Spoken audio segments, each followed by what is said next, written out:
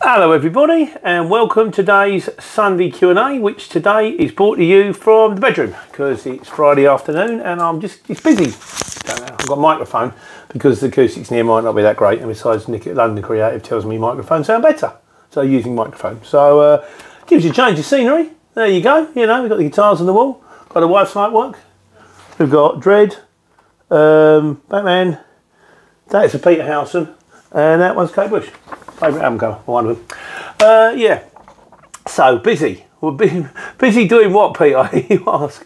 Well, we've been working on this kind of, this emission zone thing. So Shane Hardy says, I think we all need to write emails to our MPs. Good idea, Pete. And Paul Dice says, yeah, write to your MP, it's worth a punt, question it. Well, so I've done the thing to the MP. He wrote back to me, this is to do with the fact that I kind of believe that these emission zones, which are picking up all over the place, and incidentally, a week tomorrow, Bristol, so if you're quoting a job into Bristol, into the centre, it's going to cost you his own charge now. I kind of believe that I don't think it's about the emissions. I think it's about making money for the local council. Oh, it's that green light. It's upsetting me. I'll put it there. That's better.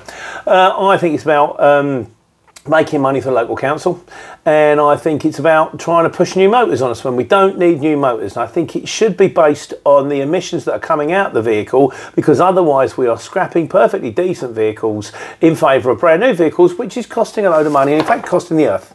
It costs 40 tonnes of carbon to build a new van. And we're scrapping ones that are perfectly fine. So, I've done the letter to the MP, we're waiting to hear back. I've also started a petition on change.org. And the petition is called Stop Pretending the Emission Zones Charges Are for the Sake of the Environment. So, I'm going to do a link here, which will take you to my website. And if you follow the link at the top of the website, that will take you to the emissions. If you believe, please sign it. Alternatively, I'm going to try and do a link down below in the comments, so you can hopefully follow that link. I'll get better at it, and I'm going to do one separate video on what I've said to the MP in the letter, what he came back with, and you know how we get to this thing, because I'm trying to push it, because I kind of figure the thing is, they said, are you going to like get 1 signature, 5 signatures? And I kind of went, well, if everybody like subscribes to the channel and agrees, signs it, which ain't never going to happen, that's a lot of signatures. If we start to create some noise, it might delay them. It might make them think again. It might give us some kind of leeway if they realise there's a lot of people going, hold on, you're just trying to hurt the small businessman to line your own pockets here. It's got nothing to do with the environment. So anyway, so I'll do like I say, do the link down below. I've done the link to the website. Oh, I need my pen. Yeah, let's see where it goes. It's fingers crossed it's going to work. So anyway, I'll stop going on, because otherwise Tajish will get the ump, and we'll go on to this week's videos. The first one of which this week was stop before the job goes wrong. I did fortunately stop before the job went wrong, but a couple of times I should have stopped previously, which I didn't. So that was that time I was in. I don't know if I explained myself correctly. I went to a school playground. They said needs a tail lift that can lift 1.5 tonnes. And I thought they always get it wrong, because it goes on with the forks. Doesn't matter when it comes off. If it weighs 1 tonne, 3 tonne, it's going down.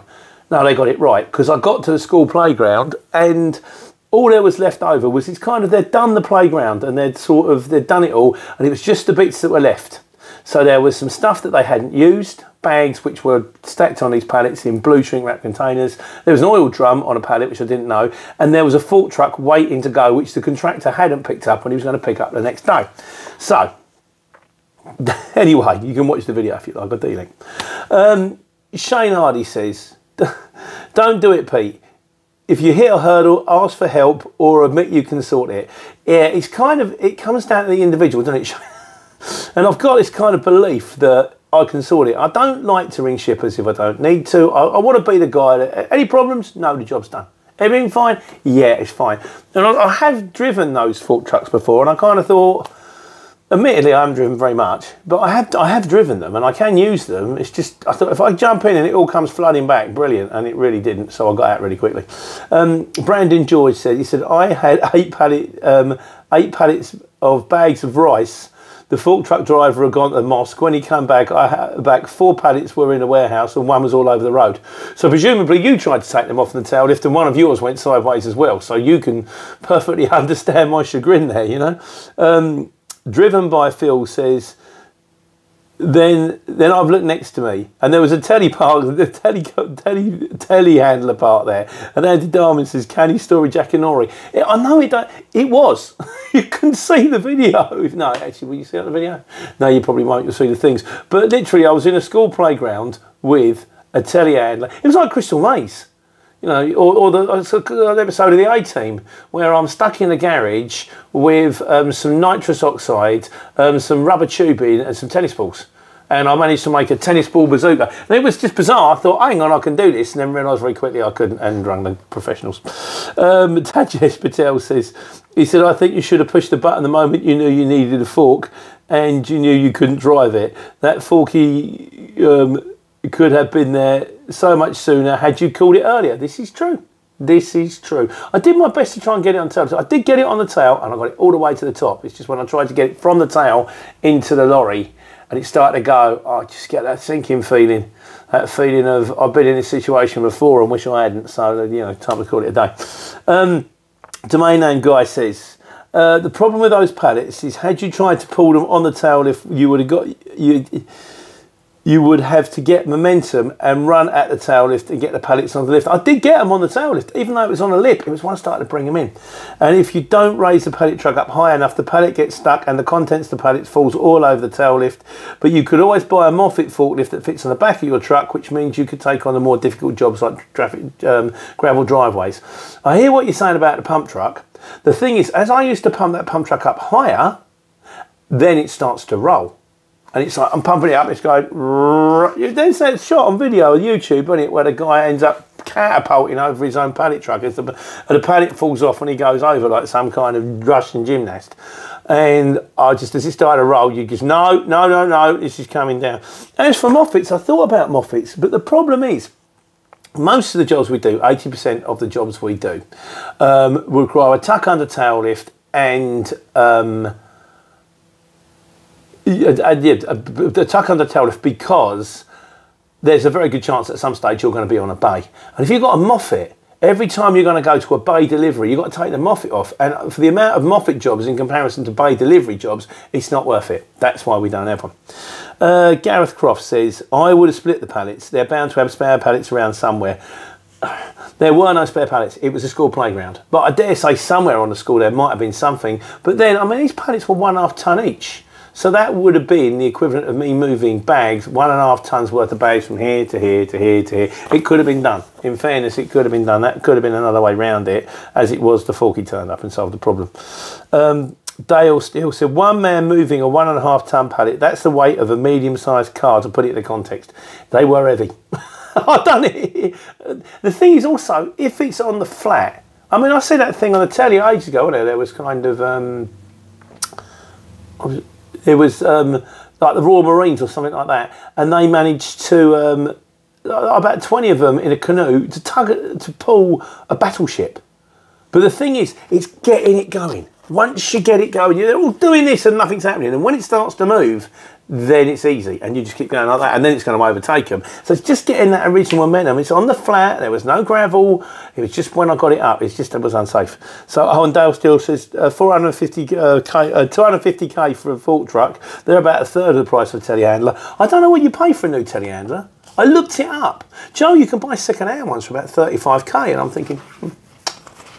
I was thinking if I ever get it big, I could actually, you know, maybe get one in pickups or something like that. And now I'm thinking, maybe I can get a fork truck. I don't think it would be quite so practical, to be honest with you. Steve Campbell says he's parked on a trading estate in Slough. He said, I got a pick up this morning heading from Runcorn. What is this? Well, I might have put this in the wrong spot. Yeah, because, oh no, he's had the same kind of disaster. He said the default truck driver stacked a heavy pallet on top of an oversized pallet, one containing windscreens, which was lightweight, the other packed with cardboard. The strap didn't hold it, and it toppled by the time I got to Dartford. I didn't notice until I opened the curtains in front of the customers.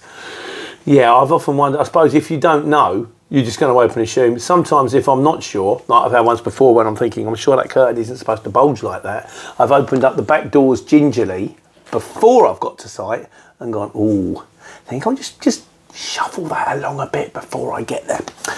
Hasn't happened often, I've got to be honest with you. I'm quite lucky in that respect. Try and do it properly if I can.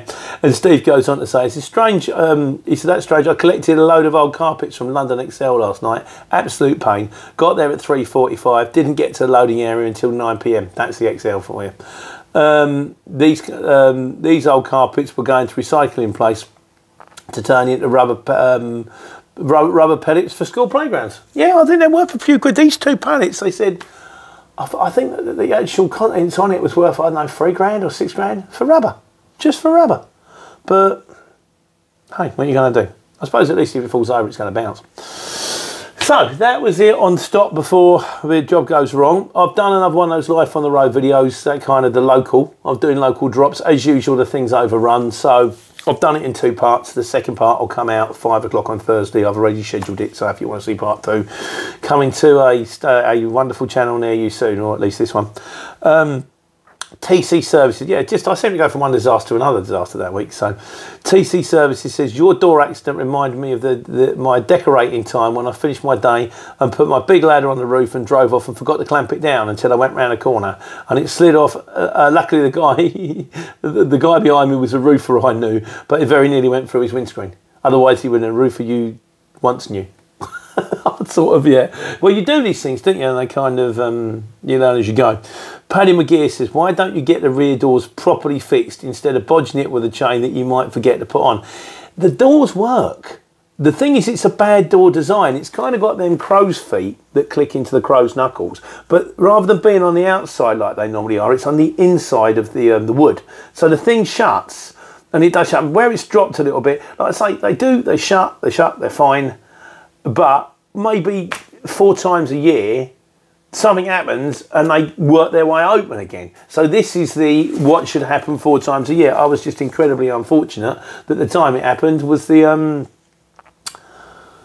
I forgot to put the chain on. But yeah, you got a point. Maybe you've got, maybe you're right. Maybe I think, I don't know, I've spoken to mechanics before and they said it's a pain of a job. I kind of think, well, just be more careful, isn't it, really? Make sure that chain goes on. So, like I say, the chain doesn't normally do it, the doors do shut. Shane Hardy says, when your day goes from bad to worse, just keep pushing on.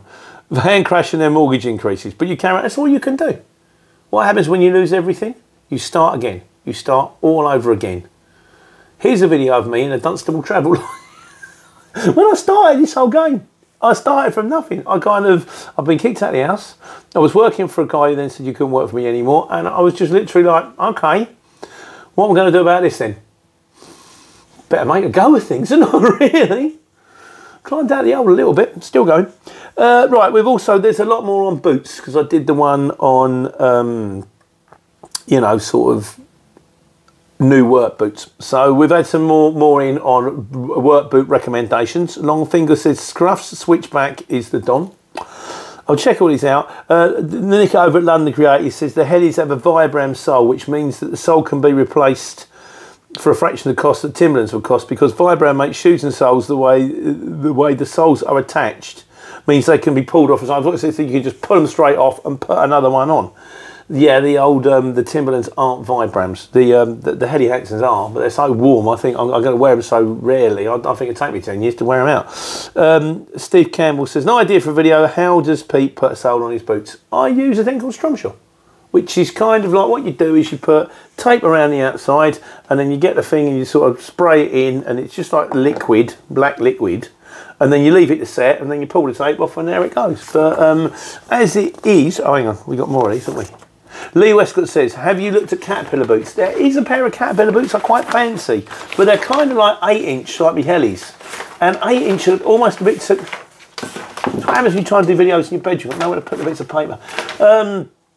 they're a bit too warm and a bit too high. And what you really want is 6-inch ankle length, very often on a ball and not too warm. But I do look at the Caterpillars. I haven't got a pair of them Caterpillars because they look good, but I've got mixed reviews. Some people say brilliant, some people went, don't touch them. So if anyone's got Caterpillars, the big ones, let me know.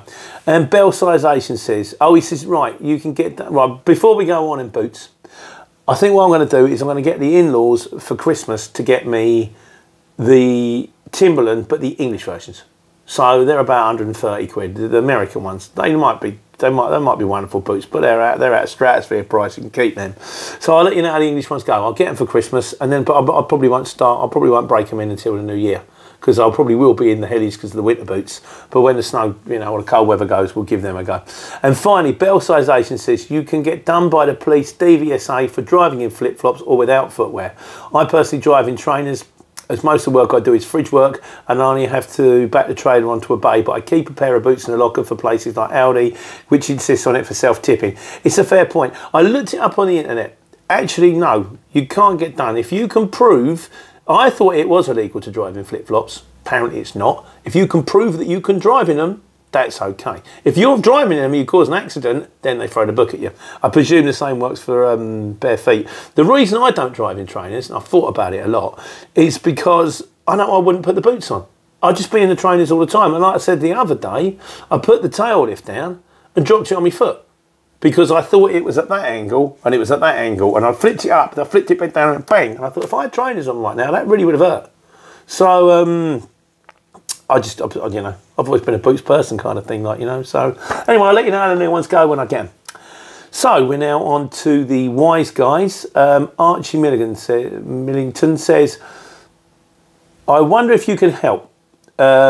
Is other work on the tacho included in the 9 hours driving? I stop all over the place unloading, so I'm out for 9 hours delivering. I may only be delivering for 6 hours, but my card's been in for 9 hours, if that makes sense. Right, Archie, no. The driving time is based on the amount of time you're driving, which will be recorded on the tacho as wheel. So if you're stopping on a multi-drop all of the time, then chances are you're not going to overdo your driving time. What you need to watch is your work time directive, which says within the first 6 hours from the moment you put your card in, within the first 6 hours, you've got to have a 20-minute break. And then afterwards, I think it's every 3 hours after that, you've got to have another break. So make sure that somewhere along the line you get your breaks in. But as far as driving time is concerned, you've got two things to worry about. You've got driving hours and you've got work time directive. As for driving hours only affect you driving. Steve Campbell says, he says, in regards to an end user customer banning me from work, are they allowed to do that if I'm not employed by that customer? I was going to mention it last week, but I was too fed up to talk about it. No, they can't, Steve. The only thing that they can do is they can turn around to the people that employ you and go, we don't like that guy, we don't want him back. And then it's down to your boss to go, you'll get who we give you, or okay, we like the contract, we'll just send him somewhere else. But no, they can't turn around and tell you what to do. They don't employ you, they don't pay you, so no, they can't. You're not the boss of me. You can't tell me what to do, And Belsization, right? This is a question for everybody. I don't know the answer to this one. Have any of you guys or girls noticed a difference in AdBlue quality? My DAF XF106 keeps bringing up engine management light and exhaust malfunction. Mine keeps going into limp mode, and even DAF Aid can't seem to work out what the problem is. We haven't had any problems with it. I just put the AdBlue in and don't think about it. So, but if anyone else has had any problems, or better still, know the solution, if we can let Belsization know the answer, we can get a man out of trouble, that'd be great. And now on to miscellaneous. Big Frankfurter says, we did a thing about shippers, didn't we, in e-quotes. As a shipper, e-quotes are better because they take time away from the phones on busy days. The report is by business name. We work and choose businesses who we work with often and do good jobs over people who quote less. So that's the kind of thing. Do the job well. As one of the guys said last week, maybe don't ring up at the beginning, maybe ring up at the end and go, job's delivered, no problems. Everything went super duper. I've uploaded the POD onto the scan on the CX. You'll be receiving a hard copy in the post.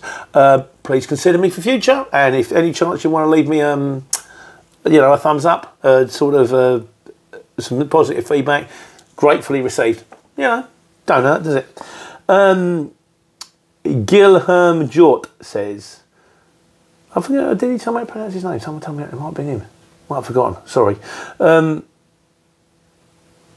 He said, I believe that it does. He said it doesn't affect the relationship with the shipper, the e-quotes only. If a shipper knows you, an e-quote is the easiest way to communicate. You are saying, I'm available to do this run. You also don't waste their time calling. I believe it's good because if they got a bid of like 70p for someone going home and they need to book another driver over you regardless of how good the relationship is. So they might have a cheap bid, but they might book over you because you've got, I think what he's saying, if they've got a cheap bid, they might book that one regardless because they've got a cheap bid, A shipper should always post it on the CX to see if someone is going home. And to be fair, I've been on the CX and it was a total nightmare. They always book the cheapest most of the time.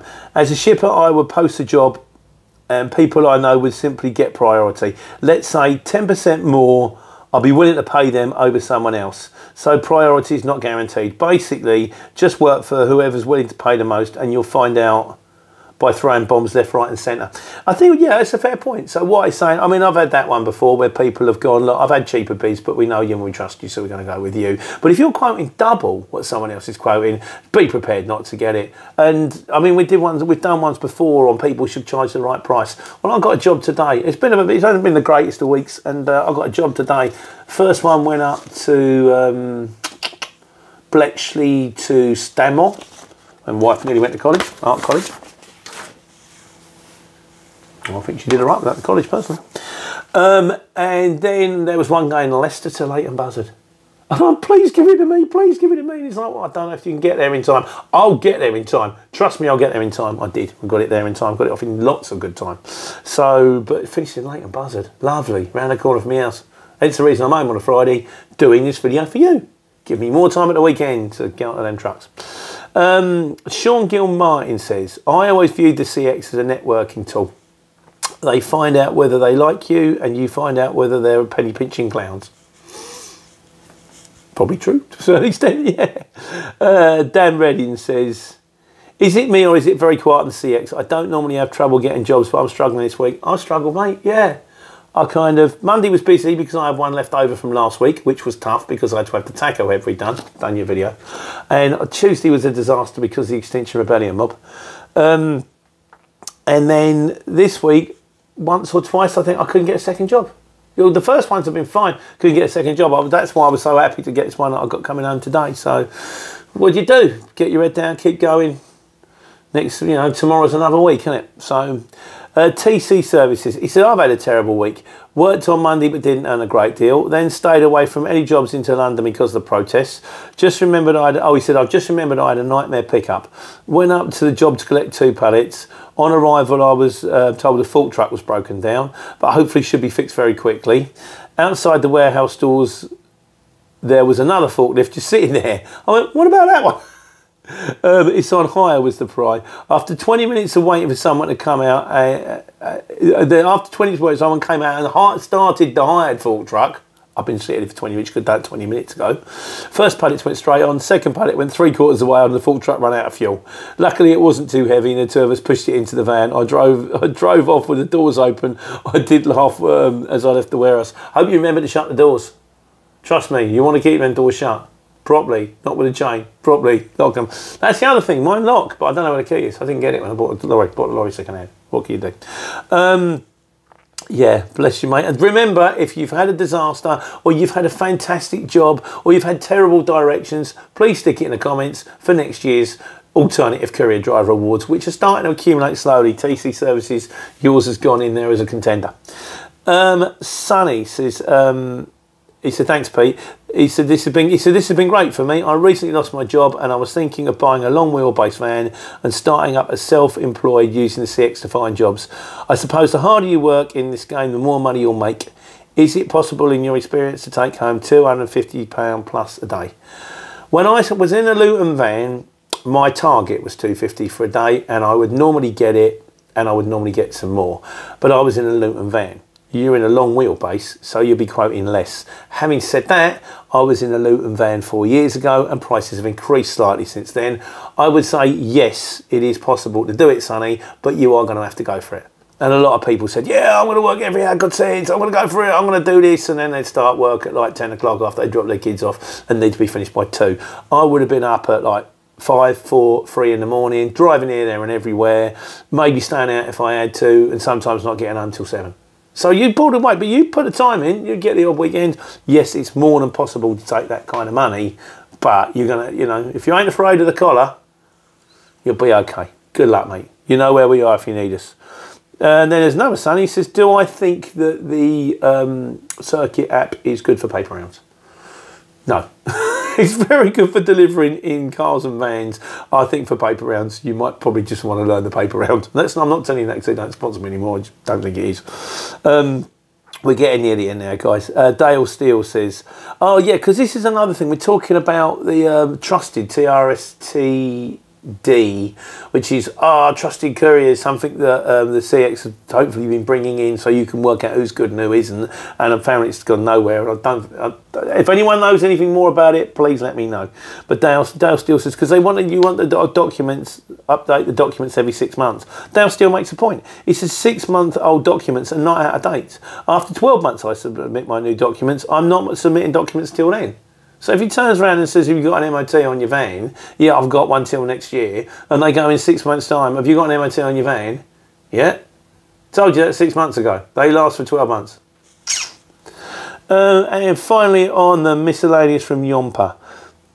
I did one on prices. He says it's different prices for different lengths of job where you're going. He said you tied everything with the same brush. A 5 mile, a 30 mile or a 150 mile an hour job are all different rates. Yeah, I know. And no, I didn't.